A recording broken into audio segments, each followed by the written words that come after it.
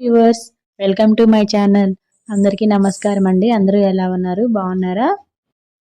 ఈరోజు ఈ వీడియోలో రాగి పిండితో మనం ప్యారెట్స్ ఎలా ప్రిపేర్ చేసి పిల్లలకి పెట్టాలి అనేది నేను చూపిస్తున్నాను. ఫుడ్ మార్నింగ్ బ్రేక్ఫాస్ట్ లాగా లేకుంటే ఈవినింగ్ డిన్నర్ లాగైనా మనం పెట్టుకోవచ్చు. ఇది 8 months బేబీస్ నుంచి మనం ఫీడ్ చేసుకోవచ్చు. సో రైనీ సీజన్ కాబట్టి పిల్లలకి ఇప్పుడు పెట్టాము అంటే జలుబుని మనం కంట్రోల్ చేయొచ్చు పిల్లలకి. దీనికోసము 2 స్పూన్స్ మూంగ్ దాల్ తీసుకొని మనం డ్రై రోస్ట్ చేసుకోవాలి. బాగా బ్రౌన్ కలర్ వచ్చేంత వరకు మనం డ్రై రోస్ట్ చేసుకోవాలి. తర్వాత నేను 3 ఆల్మండ్స్ తీసుకున్నాను. ఇవి కూడా మనం డ్రై రోస్ట్ చేసుకోవాలి కలర్ మారేంత వరకు. ఆ తర్వాత నేను 1/2 స్పూన్ తీసుకున్నాను జీలకర్ర సరిగా వేయాలి, ఎందుకంటే డైజెషన్ కోసము. అసలే రైనీ సీజన్ కాబట్టి ఇలాంటివి వేసామంటే తొందరగా పిల్లలకి డైజెషన్ అవుతుంది.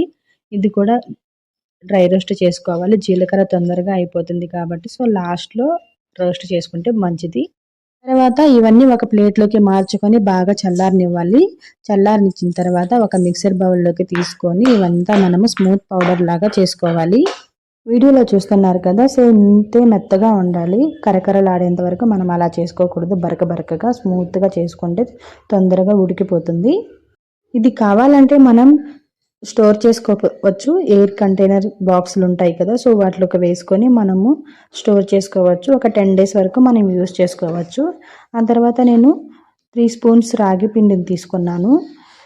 తర్వాత సేమ్ క్వాంటిటీ 3 స్పూన్స్ ఈ మూంగ్ దాల్ పౌడర్ని తీసుకొని 2 మిక్స్ చేసుకొని ఒక కడాయి తీసుకొని దానిలోకి 1 గ్లాస్ వాటర్ వేసి లమ్స్ అనేటివి ఏమీ లేకుండా, బుడగలంతా ఏమీ రాకుండా మనం బాగా కలుపుకోవాలి. లిక్విడ్గా కలుపుకోవాలి, గట్టిగా కలుపుకోకూడదు. లిక్విడ్గా కలుపుకున్న తర్వాత సో స్టవ్ ఆన్ చేసి ఒక 5 minutes మనం ఉడికించాలి. బాగా ఉడికించేటప్పుడు మనం కలిపెడుతూ ఉండాలి, ఎందుకంటే తొందరగా మాడు అంటుకుంటుంది. ఈలోగా ఫస్ట్ టైం ఈ వీడియో చూస్తున్న వాళ్ళు ఛానల్ని సబ్స్క్రైబ్ చేసుకోండి. ఇదే రాగి పిండితో నేను 2-3 రెసిపీస్ ఆల్రెడీ పోస్ట్ చేస్తున్నాను పిల్లల కోసము. ఫస్ట్ టైం చూస్తున్న వాళ్ళు ఒకసారి ఛానల్లో చెక్ చేయండి. ఇవి కంటెంట్ మీకు నచ్చితే లైక్ చేయండి. సో వీడియోలో చూపిస్తున్న విధంగా బాగా కుక్ అయిన తర్వాత కొంచెం దగ్గరగా పడింది అనుకున్నప్పుడు 1 year అబ్బో పిల్లలకు పెడుతున్న వాళ్ళు కొంచెం సాల్ట్ యాడ్ చేసుకోండి. 1 year బిలో పిల్లలకైతే సాల్ట్ యాడ్ చేయొద్దు. అలాగే అయినా మనం ఫీడ్ చేసుకోవచ్చు. మరీ గట్టిగా అయిపోయింది అనుకున్నప్పుడు కొంచెం వేడి నీళ్ళు పోసి ఇంకొంచెంసేపు ఉడికించవచ్చు. సో ఇంతే అండి. ఇది కొంచెం దగ్గర పడినప్పుడు తీసి పక్కన పెట్టేసుకొని ఫీడింగ్ బౌల్లోకి మార్చుకున్న తర్వాత కొంచెం చల్లారనిచ్చాలి. లైట్గా వేడిగా ఉన్నప్పుడు పిల్లలకి పెట్టండి. ఇది చాలా హెల్దీ ఫుడ్. ఈ రైనీ సీజన్లో కంపల్సరీగా పిల్లలకి ఇలాంటి ఫుడ్ మనం పెట్టాలి. తొందరగా ఈజీగా డైజెషన్ అయిపోతుంది.